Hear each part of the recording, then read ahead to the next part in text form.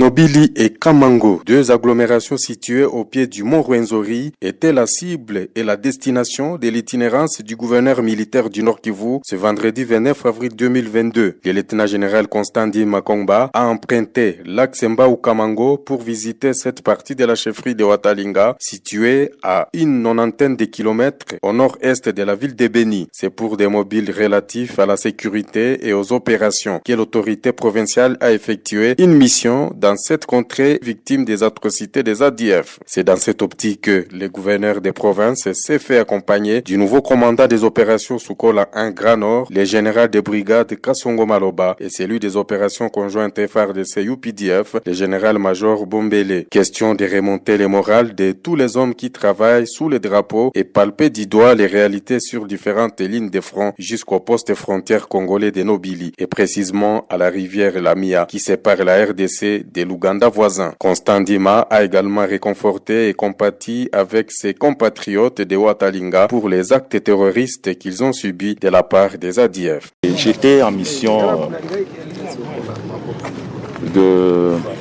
d'itinérance et aussi de commandement. Vous savez qu'au niveau du secteur Sukola 1 Grand Nord, qui constitue aussi votre entité ici, il y a eu un changement à la tête du secteur opérationnel Sukola 1 Grand Nord. Je suis avec le nouveau commandant qui arrive. Il doit quand même palper du doigt toutes les positions, connaître le terrain. Et moi aussi, contrôler un peu la route que nous avons ouverte ici, donc d'Embao au Kamango. Nous l'avons fait pour le besoin économique et aussi pour le besoin sécuritaire. Je crois que cette route, en devenant fluide, va faciliter la population de Kamango, de Nobili et tous les villages environnants pour l'évacuation des produits vers les centres de consommation. Nous sommes très conscients de la situation et ça fait très mal. Je viens réconforter notre population qui a souvent a été très longtemps meurtrie pour que cette population-là ait quand même un espoir donc, de la sécurité parce que nous sommes en train de travailler pour donner cette sécurité à notre population. Auparavant, au PK51, non loin du pont Semouliki, le gouverneur du Nord Kivu a visité le quartier général du contingent de l'armée ougandaise, UPDF. Là-bas, il s'est entretenu avec le général ougandais Mwanga au sujet des avancées enregistrées dans les opérations conjointes FARDC UPDF. Bonjour, mesdames et messieurs. Avant toute chose, je voulais saluer et remercier mon frère, le président Uhuru Kenyatta de la République du Kenya, pour cet honneur qu'il fait à mon pays et cet attachement qu'il nous manifeste en acceptant d'abriter dans son pays les pourparlers avec les différents groupes armés qui, pour diverses raisons, ont choisi cette activité.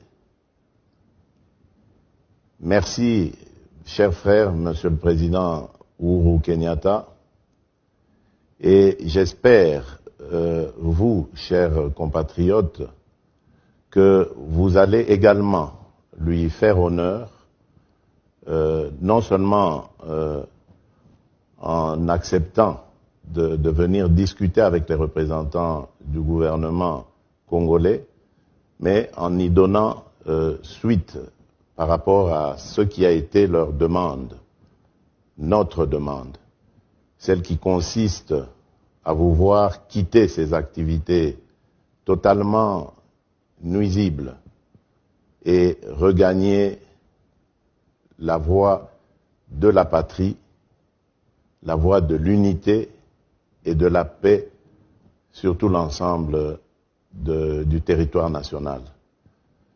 Je vous remercie d'avoir entendu cette voix et vous félicite également pour votre engagement à vouloir quitter ces activités qui finalement n'honorent pas notre pays.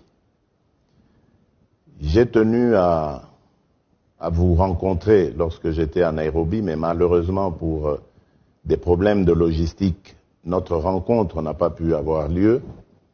Mais qu'à cela ne tienne, les représentants du pays que j'ai laissé sur place ont pris langue avec vous et m'ont donné de bonnes nouvelles par rapport à vos dispositions de vouloir vous mettre finalement en ordre avec la patrie. Je vous y encourage et je vous exhorte à cesser ces activités et vous garantis qu'il ne sera fait de mal à personne tant que vous accepterez la main tendue du gouvernement parce que vous êtes des compatriotes et que la République doit vous protéger. Vous avez gagné le maquis pour des raisons diverses que je peux comprendre,